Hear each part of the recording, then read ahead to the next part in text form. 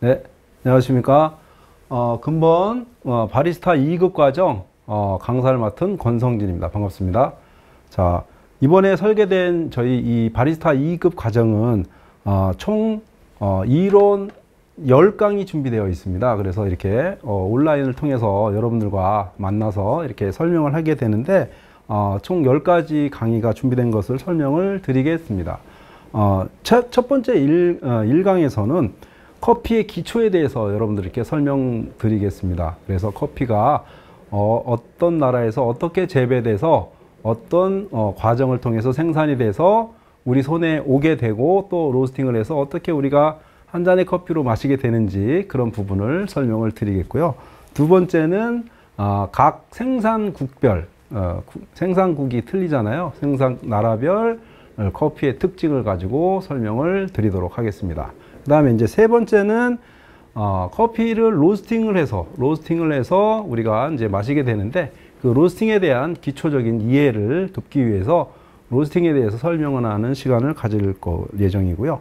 네 번째는 그 로스팅된 커피를 어떻게 하면 잘 추출할 수 있는지, 우리가 2급 과정에서는 에스프레소 머신을 가지고 추출하게 됩니다. 그래서 추출에 대한 기초적인 이해, 이런 제목을 가지고 여러분들에게 설명할 예정이고요. 다섯 번째는 에스프레소 도구 사용법, 또 에스프레소 머신이라든가 그라인더라든가 각종 주변 도구들이 있습니다. 그래서 이 도구들을 어떻게 사용하는지에 대해서 설명을 할 예정입니다. 그 다음에 이제 5가지 2급 자격증 과정에 대해서 이 실전적인 부분을 우리가 온라인을 통해서 먼저 여러분들에게 설명을 충분히 드리도록 하기 위해서 첫 번째는 에스프레소 추출은 어떻게 하는지에 대해서 설명을 드릴 예정이고요. 두 번째는 우유 스티밍을 어떻게, 우유를 통해서 스티밍을 어떻게 잘 해서 우리가 메뉴를 만들 수 있는지 그런 부분에 대해서 설명을 드릴 것이고요. 세 번째는 따뜻한 메뉴는 어떻게 만드는지 총 5가지 메뉴에 대해서 우리가 설명을 드릴 예정입니다. 그 다음에 아이스 커피, 시원한 커피는 얼음을 넣고 어떻게 만들게 되는지 이 아이스 커피에 대해서 설명을 드릴 예정이고요. 마지막으로 장비별 청소법, 에스프레소 머신은 어떻게 마무리를 청소를 어떻게 하는지, 그 다음에 그라인더 청소는 어떻게 하는지, 이런 주변 정리는 어떻게 하는지, 이러한 마감 정리에 대해서 설명을 드리겠습니다. 그래서 커피 기초 5가지, 그 다음에 에스프레소 실전에 대해서 5가지, 총 10가지 강의를 여러분들께 VOD로 이렇게 촬영을 해서 여러분들과 같이 공부할 수 있도록 할 예정이고요. 그래서 오늘은 바리스타 2급 과정 제1강 커피의 기초에 대해서 설명을 드리도록 하겠습니다. 자, 첫 번째는 커피가 적도를 중심으로 해서 북회기선 북위 25도, 남위 25도 사이에 70개국에서 커피가 생산되고 있습니다. 그래서 그 생산된 커피들은 첫 번째 나무가 씨앗이 자라서 나무가 되고, 나무가 다시 꽃을 피우고 다시 또 열매를 맺고, 이런 과정이 있는데 처음 씨앗을 땅에 심어서 꽃을 피우고 열매를 맺는 시간까지 약 4년이 걸립니다. 4년이 걸려서 꽃을 피우게 되면은 거기에 이제 처음에는 초록색 열매가 달리겠습니다. 초록색 열매가 달려서 다시 그게 빨간색 체리로 익게 됩니다. 익게 되면은 그 체리를 우리는 과일이라고 부를 수가 있습니다.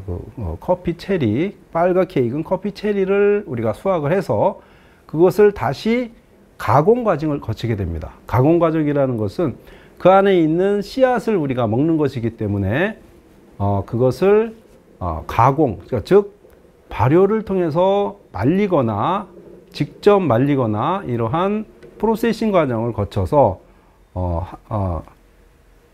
이 파치먼트 상태로 이 마른 커피가 이제 탄생이 되는데, 그것을 한 번 더 벗겨내면은 그 안에 생두라는 씨앗이 들어 있습니다. 그래서 그 생두를 우리는 다시 로스팅을 통해서 열을 가해서 먹을 수 있도록 볶아주게 됩니다. 볶아주게 되면은 그 로스팅이 완료가 되고, 또 그 완료된 커피, 로스팅된 커피를 우리는 원두라고 부르죠. 원두 커피. 원두 커피가 되면은 그 원두 커피를 우리는 그라인더에다가 잘 갈아서 분쇄를 해서 그 분쇄된 커피를 우리는 뭐 에스프레소 머신이라든가 아니면 핸드드립이라든가 각종 추출 도구를 통해서 그 커피의 성분을 우리가 마실 수 있는 음료로 추출을 해서 그거를 마시는 것이 우리가 커피 음료가 되겠습니다. 그래서 전반적으로 씨앗부터 한 잔의 컵까지 전반적으로 지금 설명을 드렸고요. 그러면 어떻게 재배되고 우리가 한 잔의 커피가 만들어지는지 전반적인 설명을 드리도록 하겠습니다. 앞전에서 말씀드렸듯이 적도를 중심으로 북위 25도, 남위 25도 사이에서 나는 것이 이제 커피인데, 전 세계 약 70개국에서 커피가 현재 생산되고 있습니다. 생산되고 있고요. 그 다음에 열대 혹은 아열대 지역에서 생산된다고 보시면 되겠습니다. 자, 그 다음에 아라비카와 로부스타 두 가지 종류가 있습니다. 커피에는 크게 아라비카와 로부스타 두 가지 종류의 커피가 있는데, 아라비카 같은 경우에는 전 세계 약 70%, 전체 생산량의 약 70%를 아라비카가 생산이 되고요. 65%에서 70% 정도 생산이 되고 있고, 로부스타는 약 25%에서 30% 정도 생산이 되고 있습니다. 그래서 크게 아라비카와 로부스타로 나누어진다. 그 다음에 아라비카는 조금 높은 지대, 약 600m 이상, 600m에서 2000m 사이에서 생산되는 것이 아라비카종 커피고, 또 로부스타 같은 경우에는 해발 100m에서 1000m 사이, 그래서 약간 낮은 지역에서 생산되는 것이 로부스타다, 이렇게 이해하시면 되겠습니다.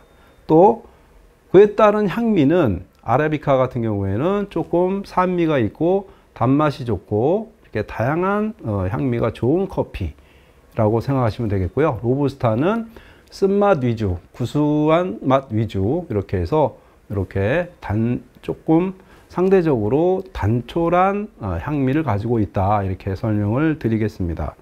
따라서 아라비카 같은 경우에는 해발고도 1000m에서 2500m 사이에 생산되는 것이고, 연간 강수량도 약 1000에서 1500ml 정도 이렇게 필요한 상황입니다. 그 다음에 로부스타 같은 경우에는 해발 100에서 1000m 사이에서 생산이 되고, 연간 강수량은 약 2000ml 정도, 2000ml 이상, 이렇게 물이 조금 더 필요한 곳에서 잘 자란다라고 보시면 되겠습니다.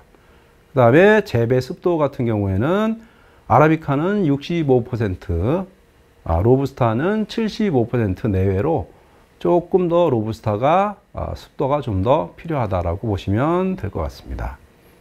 자, 일조량 같은 경우에도 커피에는 많이 필요합니다. 그래서 연간 한 2200에서 2400시간 정도의 일조량이 필요하게 됩니다.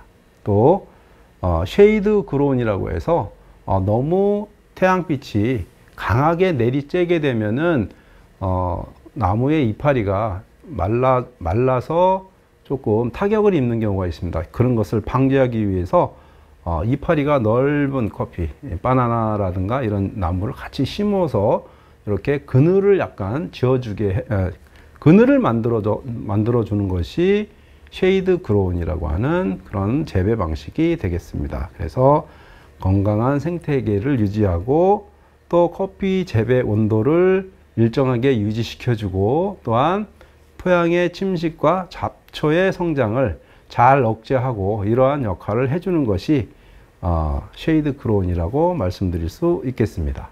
커피가 자라나는 과정을 잠시 사진과 함께 보시겠는데요.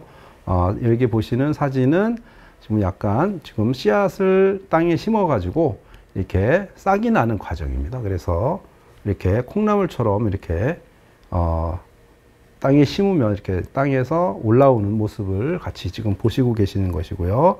이렇게 이제 잘 자란 커피를 조금 더 이렇게 키우게 되면 이렇게 그늘막에서 이렇게 커피를 키우게 됩니다. 그래서 한 2, 3년 정도 지나게 되면은 약 위에서 약 한 30cm, 25에서 30cm 정도로 자라나게 됩니다. 사진에서 보시다시피 이런 과정을 거쳐서 이제 묘목이 만들어지게 되면은 이 묘목을 가지고 다시 이렇게 산에다가 이렇게 옮겨 심게 됩니다. 이렇게 옮겨 심게 되면은 옆에 이렇게 이파리가 큰 바나나 나무를 같이 심는 거를 보고 계시죠. 사진에 이렇게 나온 사진을 같이 보시게 되면 이렇게 낮은 산에다가 옮겨 심어서 지금 옮겨 심은 나무는 약 한 3년 정도 된 나무입니다. 사진이. 그래서 이렇게 옮겨 심는다라고 보시면 좋을 것 같습니다. 그 다음에 한 3년에서 4년 사이가 되면은 커피나무가 꽃을 피우게 됩니다. 여기 사진에서 보시다시피 이렇게 하얗게 꽃이 핀 것을 볼 수가 있습니다. 그래서 꽃이 피고 또 열매를 맺게 되죠. 열매는 이렇게 파랗게 열매가 달리게 됩니다. 그래서 이게 커피 체리라고 하는 것이 이렇게 생겼는데 어른 애기 손가락 한 마디 정도, 요렇게 요만한 체리가 이제 만들어지게 되는 거죠. 달려서 점점 이게 파란색에서 노란색으로 변했다가 빨간색으로 됩니다. 빨간색 체리가 잘 익은 체리가 되겠죠. 물론 노랗게 익는 체리도 있습니다. 그럼 다 익으면은 체리가 이렇게 어른 엄지손가락만하게 이렇게 체리가 만들어지게 됩니다. 열매가 사진에서 보시다시피 이렇게 빨갛게 잘 익은 체리만을 잘 골라 따는 것이죠. 이제 수확을 하는 것이죠. 자, 이렇게 수확된 커피를 우리는 그 안에 있는 씨앗을 먹는 것이기 때문에 가공 과정이라는 것을 거쳐야 됩니다. 가공 과정이라는 것은 크게는 두 가지 방법이 있습니다. 그래서 그 열매를 그냥 햇볕에 말리는 방법을 내추럴 프로세싱이라고 부릅니다. 그래서 내추럴 가공. 열매를 그대로 말리는 것이죠. 그대로 말리는 이유는 뭐냐면 그 안에 있는 과즙이 그 안에 씨앗으로 침투하게 함으로써 단맛과 향을 좋게 만드는 그런 가공법이 되겠습니다. 그래서 바로 태양에 말리는 것을 내추럴 가공, 내추럴 프로세싱 이렇게 부른다. 이렇게 설명을 드리겠고요. 그 다음에 요 과육을 벗긴 다음에 벗기면은 파치먼트라고 하는 그 씨앗이 나옵니다. 씨앗이라고 하는 것은 여러분들이 생각하시는 벽씨라고 생각하시면 되겠습니다. 벽씨는 한 겹 이렇게 쌀을 두껍게 이렇게 뭔가를 하나가 더 감싸고 있겠죠. 그것을 커피에서는 파치먼트라고 설명을 드리겠습니다. 파치먼트라고 이름을 붙여서 부르고 있습니다. 그래서 파치먼트는 벽씨와 비슷하다. 그래서 파치먼트 상태에서 물에 담가 놓습니다. 한 2, 3일 정도 담가 놓는 과정을 발효 과정이라고 합니다. 발효 과정을 거친 후에 발효 과정을 통해서 이 잘 익은 체리와 안 익은 체리가 이렇게 발효를 통해서 왔다 갔다 하면서 아주 좋은 품질의 커피가 이제 탄생이 되는 것입니다. 그래서 그 발효된 커피를 2, 3일 발효가 완료되면 그걸 가지고 다시 사진에서 보시다시피 이렇게 바닥에 말린다든가 아니면은 이 말리는 베드, 약간 땅에서 약 1m 정도 이렇게 펼쳐놓고 말리는 베드가 있습니다. 이렇게 베드를 통해서 말린다든가 해서 이런 형태로 해서 이렇게 건조시키는 과정을 워시드 프로세싱 또는 워시드 가공이라고 말하고 있습니다. 그래서 크게 내추럴과 워시드 두 가지의 건조 방법이 있다. 이렇게 설명을 드리겠고요. 그 세부적으로도 또 까서 바로 말린다든가 아니면은 조금 더 이렇게 조금 그 과육이 붙어 있는 상태에서 그것을 또 말리는 과정을 뭐 허니 프로세싱이라고도 부르고 또 세부적으로 여러 가지 프로세싱 과정이 있습니다. 그런데 크게는 내추럴과 워시드 이렇게 두 가지 방법이 있다. 이렇게 이해하시면 좋을 것 같습니다. 자, 사진 보시면은 이렇게 내추럴로 말리는 과정이 보이시죠? 그래서 체리를 그대로, 체리 그대로 바닥에 놓고 말린다든가 아니면은 이렇게 베드를 통해서 위에 이렇게 깔아서 말리고 있다. 이것이 건조 과정이다. 이렇게 이해하시면 좋을 것 같습니다. 그래서 이 과정에서는 수시로 요거를 뒤집어 줘야 됩니다. 수시로 뒤집어 주지 않으면은 또 안에 곰팡이라든가 이제 여러 가지 안 좋은 것들이 생기기 때문에 수시로 요걸 뒤집어 가면서 잘 말려준다. 이렇게 생각하시면 좋을 것 같습니다. 그래서 이렇게 바닥에도 말리고 또 이런 이렇게 잔디밭에서도 말리고 이런 여러 가지 말리는 모습을 보시고 계십니다. 자, 요 사진은 내추럴 프로세싱으로 완전히 건조된 체리가 완전히 건조된 모습을 보고 계신데 이렇게 안에 이렇게 씨앗이 그대로 들어있는 것을 볼 수가 있겠죠. 그러면 바짝 마르게 되면은 수분이 약 10에서 13% 사이가 될 정도로 커피를 말려주게 됩니다. 말려주게 되면은 이렇게 대추 말리듯이 이렇게 바짝 말려져 있을 거지 않습니까? 그러면 요거를 한 번 더 헐링이라는 과정을 통해서 이렇게 벗겨줍니다. 벽실을 벗기듯이 이렇게 방앗간에서 헐링이라는 과정을 거쳐서 이렇게 벗겨주게 되면은 그 안에 비로소 우리가 먹는 생두가 들어있는 것입니다. 그래서 이렇게 다양한 프로세싱이 있는데 이렇게 프로세싱 과정을 거치게 되면은 파치먼트 상태가 되는데 파치먼트 상태를 다시 한번 벗겨내면은 그 안에 우리가 비로소 볶아 먹을 수 있는 생두, 말하자면 커피 생두가 만들어지게 되는 것이죠.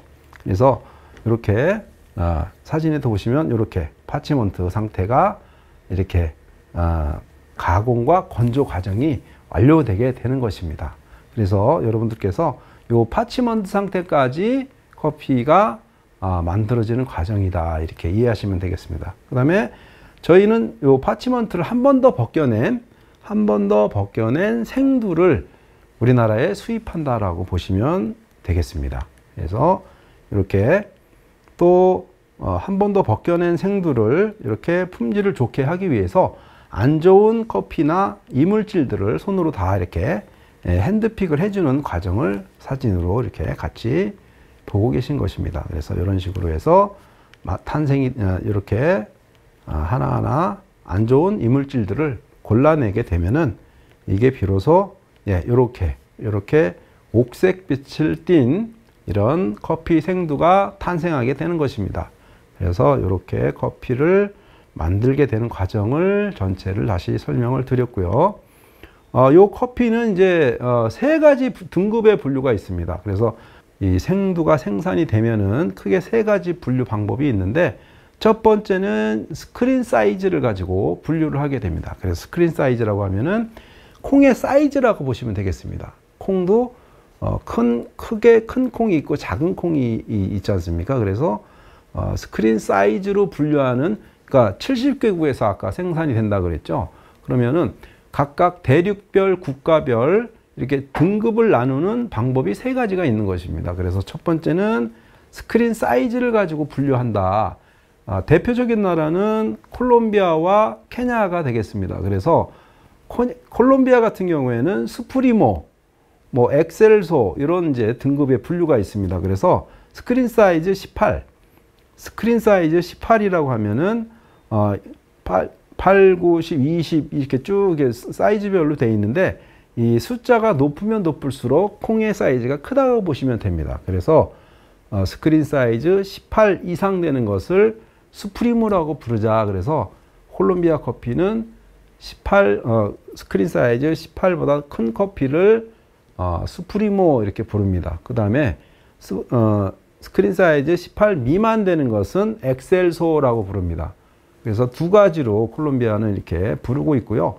그 다음에 케냐나 인도 같은 경우에는 AA라는 AA 또 A, B, C 그래서 이렇게 스크린 사이즈를 이렇게 부르는 것을 볼 수가 있습니다. 그래서 여러분들께서 혹시 케냐 AA 이렇게 부르는 커피 명칭을 아마 어디선가 들어보셨을 것 같습니다. 그래서 스크린 사이즈 또 이것은 19 이상 되는 것을 AA라고 부르고 또 18에서 17 정도 되는 것은 A라고 부르고 있고 또 16 이하는 B 또 14 정도 되는 것은 C 이렇게 쭉 부르는 용어들이 있습니다. 그래서 생도의 등급은 크기에 따르는 분류가 이렇게 있다라는 것이고요. 또한 두 번째는 결점도에 의한 분류 방법이 있습니다. 그래서 예를 들어서 뭐 에티오피아라든가 브라질이라든가 인도네시아 또 파라과이, 쿠바 이런 나라에서는 결점도에 의한 커피를 분류하고 있습니다. 그래서 결점도라고 하는 것은 커피가 안 좋은 커피가 들어가는 것을 결점도라고 하는 것입니다. 그래서 불량도, 불순물이라든가 불량 커피, 뭐 아까 잘 안 익은 커피가 있다든가 아니면 깨진 커피가 들어갔다든가 아니면은 벌레 먹은 커피가 들어갔다든가 이런 것을 통해서 품질을 분류하고 있는데 예를 들어서 그레이드 1이라고 하면은 300g의 샘플을 해서 거기에서 디펙트 안 좋은 커피가 몇 개가 들었느냐 조금 뭐 수치가 조금 적게 들면 좋은 커피겠죠. 그래서 수치가 조금 적게 나오면 그레이드 1 예, 좋은 커피가 되겠죠. 그 다음에 조금 더 나오면 그레이드 2 그레이드 3 이런 식으로 결점도에 의한 분류 방법이 있습니다. 그 다음에 세 번째는 이제 재배 고도에 따른 분류입니다.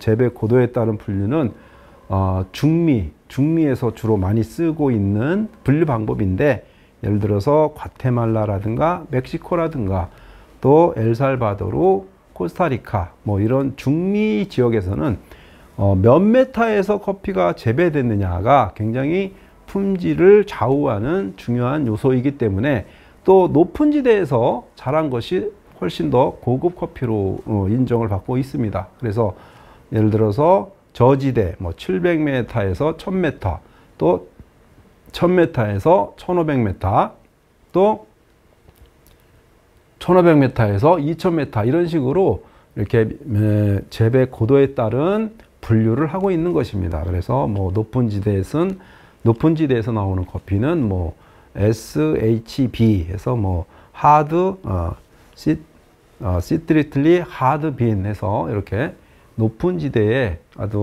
높은 지대에서 나오는 커피들을 좋은 커피로 이렇게 하고 있습니다. 그래서 재배 고도에 따른 분류하는 방법이 있다. 이렇게 말씀을 드리겠습니다.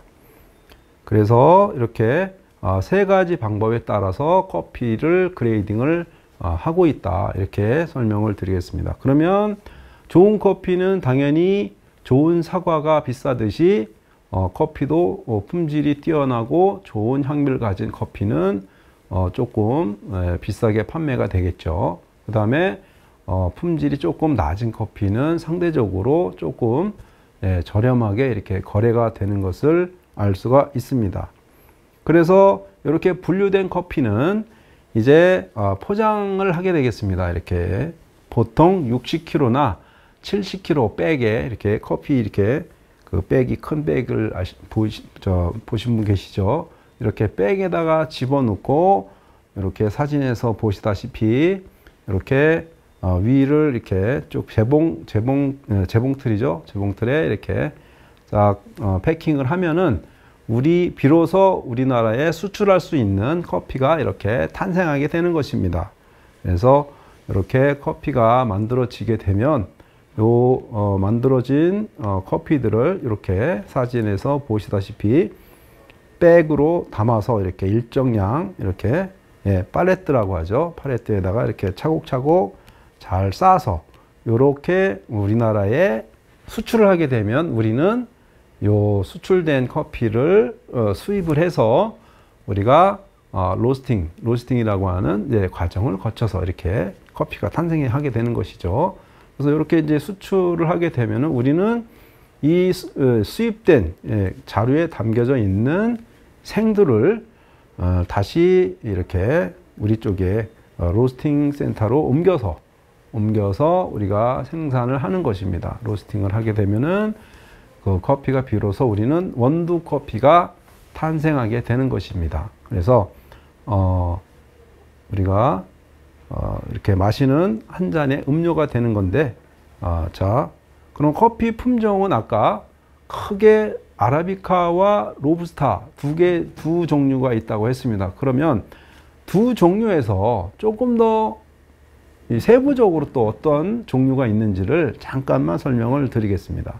자, 아라비카가 있고 로부스타가 있는데, 아라비카가 조금 더 산미와 단맛이 좋고 향이 좋은 커피다라고 설명을 드렸습니다. 그러면 아라비카 중에서도 에티오피아 라인이 있습니다.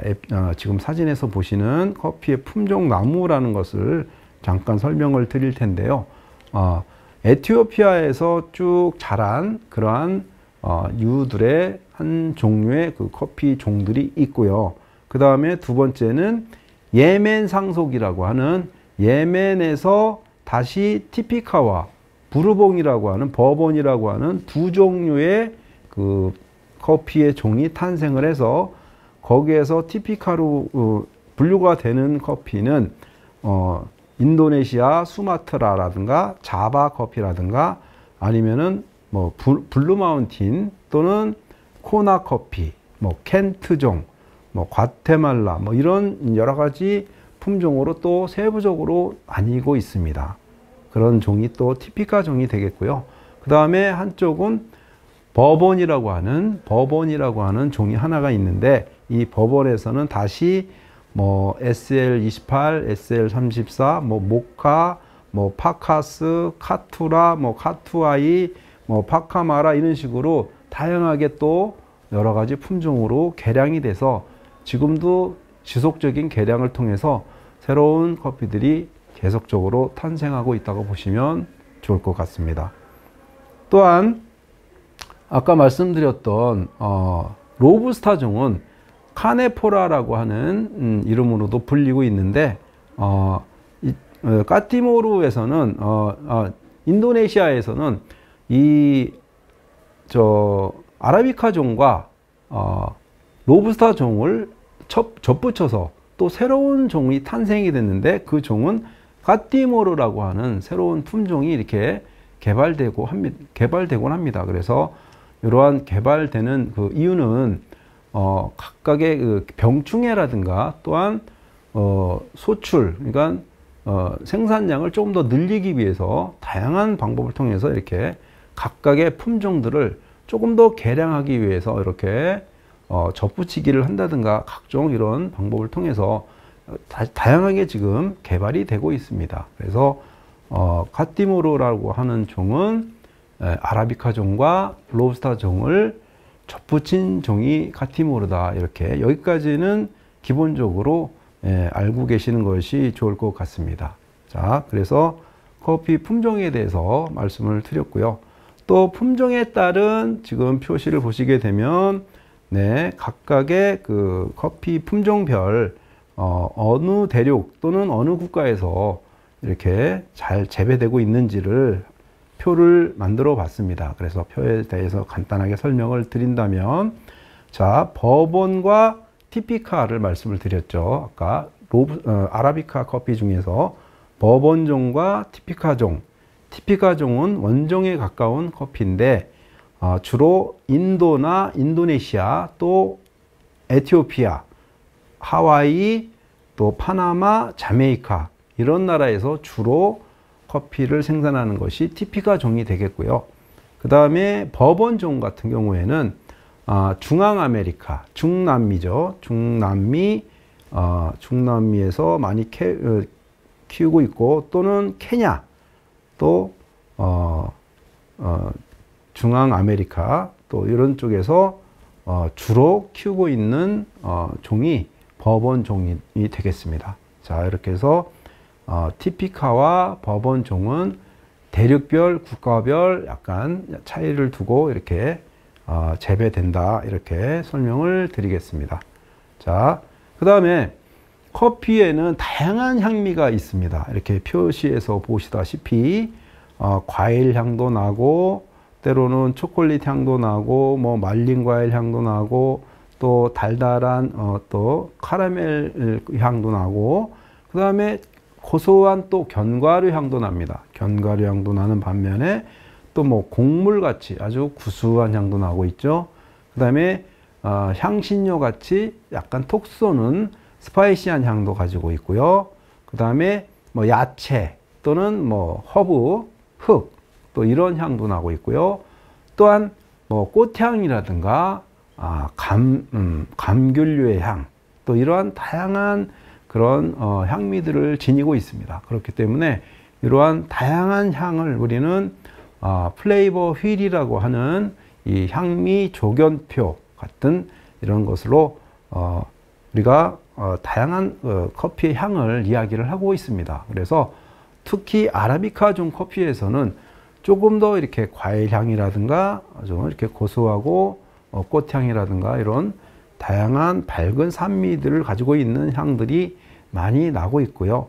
또한 로부스타 같은 경우에는 조금 구수하고 구운 향 같은 또는 약간 쓴 향, 이런 쪽으로 위주로 많이 향이 난다고 볼 수가 있겠습니다. 그래서 우리가 다양한 커피의 향들도 이렇게 표현 방법이 있고, 또 우리가 소비자나 커피를 다루는 우리 바리스타들이 이러한 좋은 향미와 품질을 소비자에게 잘 전달하는 것도 우리 바리스타의 몫이 아닌가 생각이 됩니다.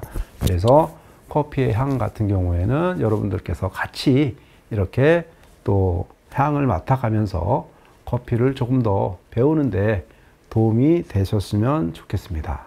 그래서 또 커피 향 같은 경우에는 이제 36개 향이라고 해서 아로마 키트라고 해서 향을 실질적으로 저희가 같이 맡아보고 연습할 수 있는 도구가 있습니다. 그래서 36개의 아로마 키트라고 하는 그 샘플 키트가 있습니다. 그래서 크게 이제 4개 카테고리로 나눠져 있는데, 첫 번째는 엔자이매틱, 두 번째는 슈가 브라우닝, 세 번째는 드라이 디스틸레이션, 네 번째는 아로마틱 테인츠, 이렇게 크게 4가지 카테고리로 나누어서 이렇게 향을 설명하고 있습니다.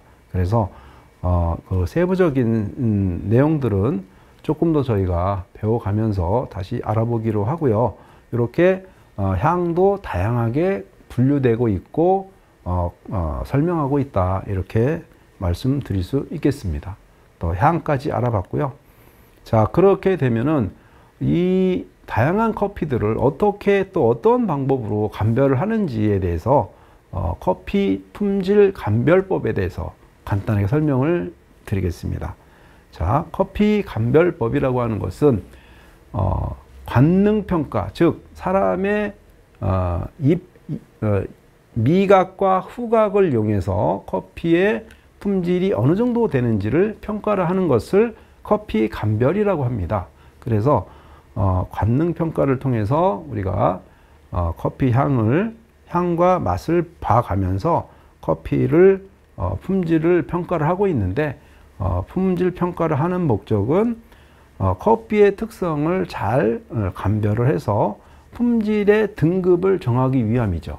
그래서 좋은 커피는 점수를 높게 줘서 좋은 커피로 평가를 하고, 조금 더 상대적으로 커피가 향미가 떨어진다는 것은 조금 더 점수가 좀 낮게 나오겠죠. 그래서 품질을 등급을 잘 매기기 위해서 그래서 이 가능하면 객관화시켜서 커피 품질을 매기기 위한 방법으로 커피 감별을 하는 것입니다. 그래서 이러한 커피 감별을 통해서 커피 정보를 조금 더 구체적으로 파악을 하고, 이 파악된 정보를 또 로스팅하는 사람에게 넘겨주면은 로스팅하는 분이 그 평가 결과를 잘 참조를 해서 로스팅에서 또 로스팅을 통해서 커피가 가지고 있는 좋은 성분과 좋은 향미들을 잘 이끌어냄으로써 그 커피에 있는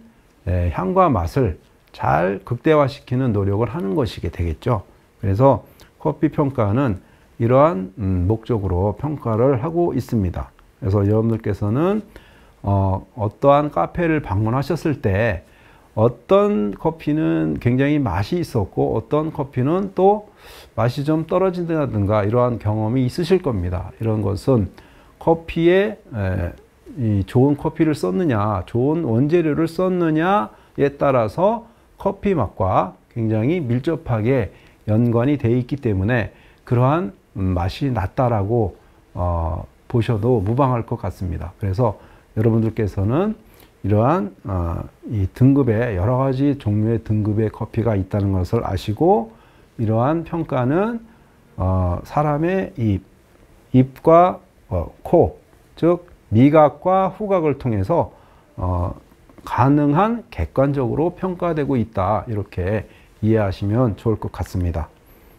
자, 그래서 SCAA라고 하는 미국 스페셜티 커피 협회 또 유럽 스페셜티 커피 협회가 있는데 뭐 2, 3년 전에 협회가 통합이 돼서 SCA라는 단체로 통합이 되어 있습니다. 그래서 SCA에서 어떠한 프로토콜, 그러니까 기준을 만들어 놨습니다. 자, 10가지 기준을 만들어 놔서 이러이러한 기준에 부합해서 평가를 하세요 라고 기준점을 잡아 놓은 것이 있습니다. 그래서 그 기준에 의해서 평가를 한다라는 것을 여러분께서 알고 계시고요.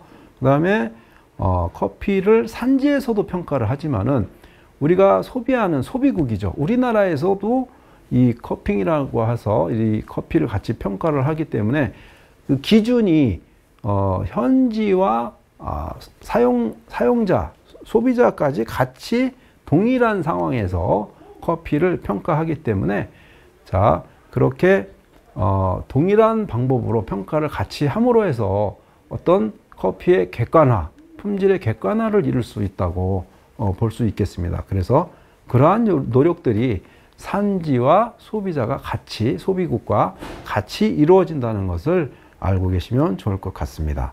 자, 이렇게 평가를 하게 되는데 평가는 10가지 항목이 있습니다. 첫 번째는 프레그런스 아로마. 그래서 마른 향과 젖은 향을 10점을 배점을 하는 것이고요. 그 다음에 플레이버. 커피 고유의 향미는 어떤지.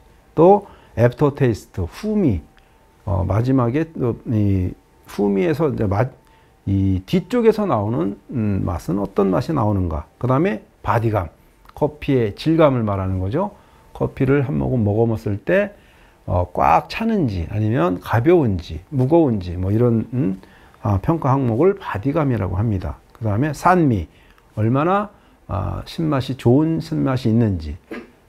또 산미라고 하는 것은 신맛과 약간 구별해서 이야기를 하고 있는데 그것은 뭐냐면 신맛에는 그냥 신맛만 있는 것이 아니고 우리가 과일을 먹으면 단맛과 신맛이 같이 나는 것을 볼 수가 있겠죠. 그래서 아주 품질 좋은 평가 방법을 저희는 산미라는 용어를 통해서 이야기하고 있습니다. 그 다음에 이제 밸런스까지 말씀드렸죠. 밸런스. 그 다음에는 이제 달콤함, 이제 스윗니스라고 해서 단맛이 얼마나 좋으냐 이런 것을 평가를 하게 됩니다. 그 다음에 클린컵, 얼마나 이 맛 자체가 클린하고 뭐 미성숙도나 결점도의 향미가 없는지 이런 것을 평가를 하게 되고요.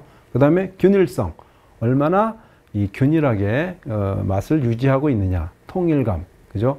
그래서 따뜻했을 때와 식었을 때 또 균일하게 이런 향미가 나는지를 평가를 하게 됩니다. 그 다음에 마지막으로 종합적인 평가, 총체적인 평가, 또 이게 10점 해가지고 전체 10개 항목에서 총 100점 기준으로 해서 우리가 평가를 해서 총점 80점 이상 나오는 커피를 스페셜티 커피라고 하고요. 80점 미만 되는 커피는 커머셜 커피 이렇게 부르고 있습니다. 그래서 여러분들께서 80점 이상 나오는 커피는 스페셜티 커피로 분류가 된다. 그 다음에 80점 미만 되는 커피는 일반 커머셜 커피라고 부른다. 이 정도까지 알고 계시면 좋을 것 같습니다.